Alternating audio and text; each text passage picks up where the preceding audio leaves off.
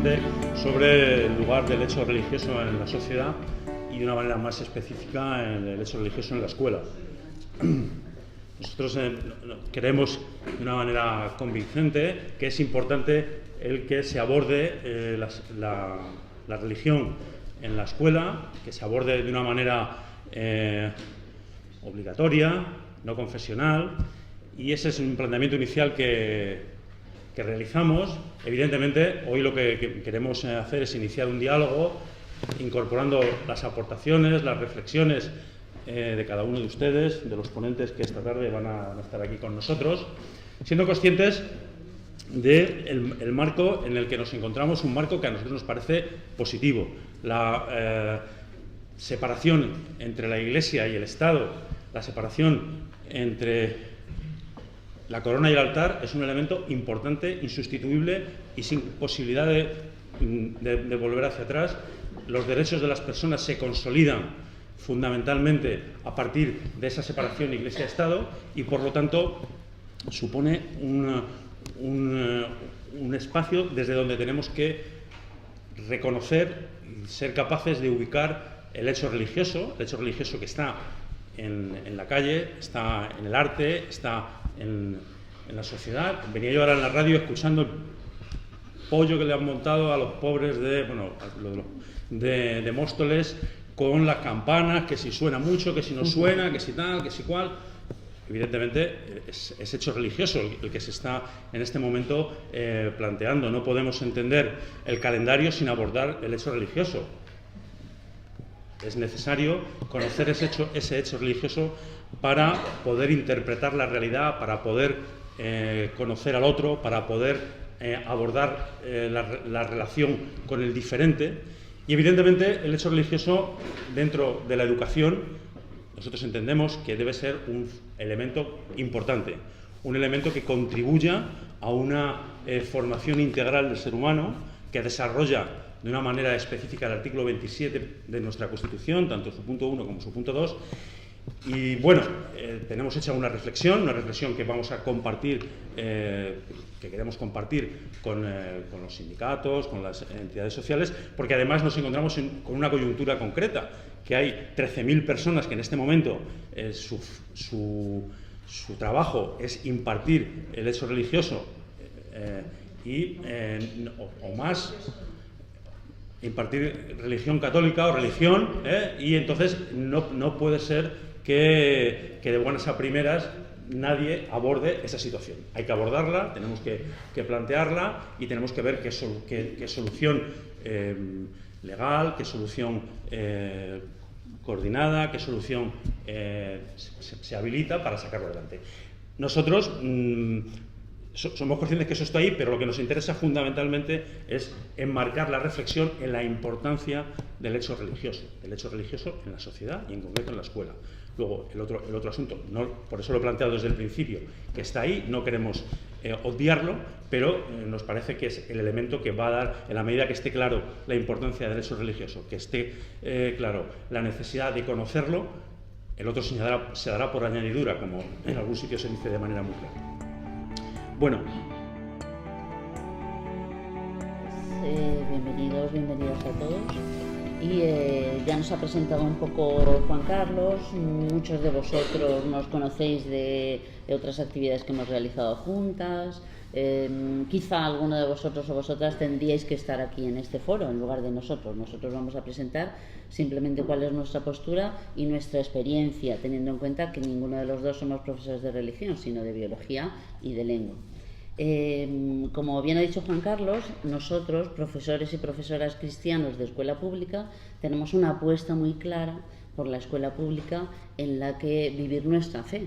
Y evidentemente no una fe que adoctrina, sino que nosotros estamos impartiendo otro tipo de materias.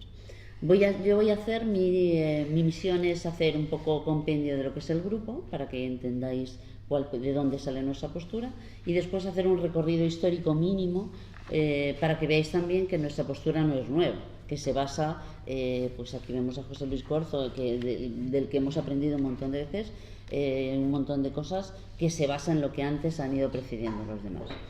Nuestro grupo surge más o menos en 2011 que es cuando empiezan toda la marea verde, cuando empiezan todos los recortes.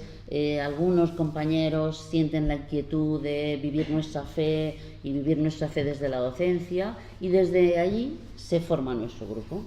Uno de los primeros actos que se emprende es un encuentro de oración por la educación pública en octubre del 2011, algo que sorprende muchísimo. Los medios se interesan, pero simplemente porque es algo extraño, un encuentro de oración por la educación pública, algo bastante estrambótico. Es verdad que nosotros nos ha costado hacernos un hueco y a veces se nos ha tildado pues de raros, de frikis y de todas esas cosas.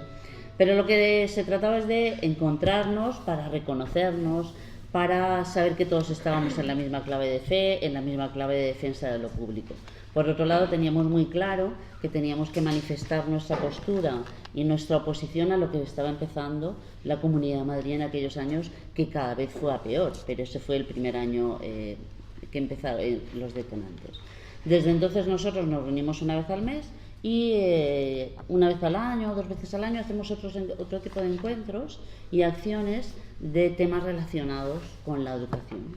De hecho, uno de los primeros actos que organizamos fue una mesa redonda en el Ateneo de Madrid, cuyo nombre era Clases de Religión en la Escuela Pública, de manera que este es un tema que desde siempre nos ha interesado mucho. ¿Qué hacer con las clases de religión en la escuela pública? ¿Cómo nosotros nos situamos como colectivo ante este problema?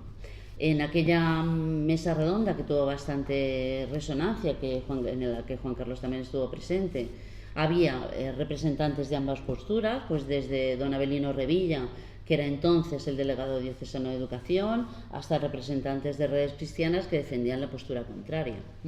De hecho, nuestra postura, basada, como digo antes, en todo lo que se ha ido fraguando antes, la va a defender a continuación mi compañero Juan Carlos. Pero nuestra postura no es nueva, nuestra postura no es única, sino que ya la podemos rastrear desde hace décadas. Estábamos hablando antes con José Luis Corzo sobre una revista que es de la que hemos sacado todos estos datos, en la que aquello viene coleando desde la misma transición. Por ejemplo, yo sacaba de algún artículo como Olegario González de Cardenal, un reconocido sacerdote, teólogo, catedrático, ya planteaba ese problema en 1982, como el PSOE había manifestado su rechazo a la enseñanza de la religión desde siempre, aunque al final pues tuvo que respetar los concordatos, el acuerdo con la Santa Sede en el que se regulaban estas materias. Sin embargo, existía desde entonces ya una voluntad de que los métodos y los contenidos fueran diferentes y que además la materia de la religión saliera de la escuela, al menos de la escuela pública. Por otro lado, la Iglesia también se planteaba se encontraba en ella una dualidad de cómo plantearse, cómo posicionarse en la manera de transmitir, si como una forma de catequesis o como una mera información cultural. A partir del año 1979, yo estaba estudiando entonces tercero de BUP, que sería lo que ahora es el primero de bachillerato, 16, 17 años. Fue el primer año que se pudo elegir entre religión católica y ética. Yo soy de un pueblo de La Mancha, de Valdepeñas, y yo, que era una joven y una adolescente de parroquia comprometida con grupos de catequesis, llegué a mi casa y dije que yo no quería estudiar religión. Simplemente porque había tenido un sacerdote en el año anterior que nos hizo estudiar 5 folios sobre la virginidad y el celibato, y yo con mis 16 años me negué en redondo. Entonces dejaba mi examen en blanco, este señor me suspendía, me lo volvía a repetir, lo volvía a dejar en blanco, hasta que me dijo, pues si no haces el examen te voy a suspender. Y yo dije, voy a aprobar el examen, y le solté allí todo el rollo.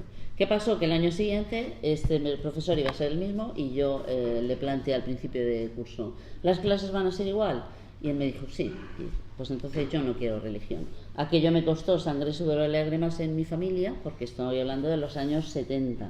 Entonces mis padres no concebían bajo ningún concepto que una hija suya, catequista además, no hiciera religión. Yo me fui a ética con la enorme suerte de que en aquel momento tuve un profesor de filosofía que nos hizo leer cosas como El miedo a la libertad de Erich Fromm, La metamorfosis de Kafka, y para mí aquello resultó mucho más atractivo que la virginidad y el celibato que se empeñaba este señor en que nosotros aprendiéramos. Esto como una anécdota personal. Sin embargo, la ética en la escuela estaba abocada a fracasar, entre otras cosas porque la ética se le daba a los últimos profesores que llegaban y se le daba para cubrir horarios simplemente, de manera que lo podía dar cualquier profesor o profesora sin que estuviera preparado para ello. ¿Qué pasó después? Pues que decidieron que ética no, que no hacían nada, los alumnos que no eligieron religión no hacían nada. Con lo cual los grupos católicos y la CONCAPA recurrió a los tribunales porque eso era un agravio comparativo. Evidentemente los alumnos preferían no hacer nada y dedicarse a otras materias o poner más empeño o lo que fuera. De resultas de todo esto, una serie de sentencias fueron bastante ambiguas porque ¿qué era lo que iban a hacer quienes no eligían religión? ¿Qué era lo que iban a hacer que no supusiera un agravio para ellos, para los alumnos que sí que querían religión? Se forma una comisión y se intenta, pues lo que será entonces, unos años después, la asignatura de Sociedad, Cultura y Religión. Es decir, que esos alumnos, esas chicas, esos chicos, estudiaran todo lo que rodeaba la cultura en la que vivíamos. Evidentemente nuestra postura va por ahí. Nosotros vivimos en una sociedad occidental absolutamente impregnada de cristianismo. Nosotros vamos a los museos. Yo soy profesora de lengua y tengo que hacer continuas referencias a la religión. No podemos hablar de carnaval, no podemos hablar de Don Carnal y Doña Cuaresma si los niños no saben qué es la Cuaresma. Pues para esa comisión se presentó a gente muy formada, muy válida, que estuvieron viendo de qué manera se podía arbitrar todo eso, que además iban a ser 3 años. Se llega a un consenso, se parece que se es consciente de los límites de hasta dónde podía ir esa comisión y de nuevo vuelve a fracasar, entre otras cosas porque esta comisión pidió que se formara a los profesores y las profesoras que iban a impartir esa materia. ¿Quién la va a dar? Pues los 2 primeros años pueden ser filólogos, pueden ser historiadores, quizá el tercer año debería ser un licenciado en filosofía porque se abordan más los temas ideológicos y como evidentemente el ministerio entonces no estaba dispuesto a invertir tanto dinero en la formación de esos profesores, de nuevo fracasa. Con lo cual ya nos encontramos que no se va encontrando ninguna solución a lo que venía siendo el problema de qué hacer con aquellos que no optan por la religión católica. En esa misma revista que citaba aparece Gómez Llorente con un artículo magnífico en el que habla ya sobre el hecho religioso en el sistema educativo español y dice literalmente: la presencia del misterio en la cultura humana es algo que hay que abordar. El hecho de que el hombre se interrogue por cuestiones que trascienden los límites de la razón y la ciencia es inherente al ser humano, que es algo que nosotros no negamos en absoluto. Que el hombre se pregunte quién es, de dónde viene, dónde quiero ir, cuáles son mis orígenes, eso es lo que él llama el hecho religioso. Y además constata algo de lo que yo estaba hablando, y es que los alumnos universitarios, no digamos ya los alumnos de secundaria y bachillerato, no pueden seguir correctamente las explicaciones porque tienen un desconocimiento total y absoluto de hechos tan habituales o de acontecimientos como puede ser la Navidad o reflexiones a las historias sagradas, etc. No se puede comprender bien la cultura si no tenemos esas claves religiosas para interpretarla. No podemos entender los conflictos, las costumbres, no podemos entender en definitiva nuestra cultura. Aparte de Gómez Llorente, persona fundamental, pues hay también un artículo suyo en el que habla de Marta Mata, una política y pedagoga fundamental, impulsora de la renovación de la escuela pública en la transición y defensora de la escuela laica. Y sin embargo, nadie sabe que es una mujer creyente. Nadie sabe que es una mujer creyente hasta que no muere y en la manera de despedirla sale a la luz cuál era su opción religiosa. Eso demuestra, nos dice Gómez Llorente, que ser cristiano y desear la escuela laica no es en absoluto una contradicción. A esto no solamente nos remontamos a estas décadas de los 80, 90, 2000, sino que ya Francisco Giner de los Ríos, ya la institución libre de enseñanza, hablaba de una enseñanza respetuosa de todas las creencias religiosas, simpatizante de la espiritualidad humana, neutra respecto a los dogmas. Y también Gómez Llorente dice, puede haber personas muy respetables que encuentren en esos campos del compromiso social la forma de hacer valer aquí y ahora unos valores evangélicos, que no es sino lo que nosotros pretendemos, aquello que nosotros, por lo que nosotros abogamos y lo que nosotros queremos ser en nuestros centros. Eso nos define claramente como colectivo. En definitiva, lo que nos dice Marta Mata es que no todo laicismo es necesariamente antirreligioso, como sería nuestro caso, sino que desde la creencia también cabría fundamentar y plantear aquello de esa escuela libertadora, niveladora en la que nosotros creemos. Nosotros creemos que la escuela pública debe ser un factor de nivelación social, que a veces no lo consigue la escuela privada y concertada. Por último, y ya termino y le dejo a Juan Carlos, otro socialista como García Santaesmas muy posterior, en un artículo muy posterior, hace referencia a algo que también hará referencia Juancho, y es que el profesorado de los centros públicos, como nosotros, es elegido por el Estado entre unos aspirantes respondiendo a unos criterios y a unas oposiciones, mientras que esto ocurre con todo el profesorado. Con el resto, con los profesores de religión, no es así, sino que es el obispado de cada provincia el encargado de decidir quién va a ser. Eso es algo que dentro de los centros no cae bien a todo el mundo y se ve claramente la diferencia. Termino y cito también textualmente cómo en nuestra época, quizá ese estado laico, quizá estas situaciones en las que nos estamos encontrando, sería necesario otro tipo de abordar el hecho religioso. Nos dice, un estudio laico del hecho religioso que dejara la catequesis para la parroquia, para la sinagoga o para la mezquita, sería muy conveniente para afrontar problemas actuales como el multiculturalismo, que es algo que en los centros públicos es mucho más evidente que en otro tipo de centros, el republicanismo, el antisemitismo o la islamofobia. En definitiva, yo lo único que quería presentaros es nuestra postura, que va a ser mi compañero el que la va a exponer, que no es nada nueva, que está basada en todo lo que antes han ido haciendo otras personas y que de alguna manera nos define. Bueno, pues nada, muy rapidito. Sí, yo creo que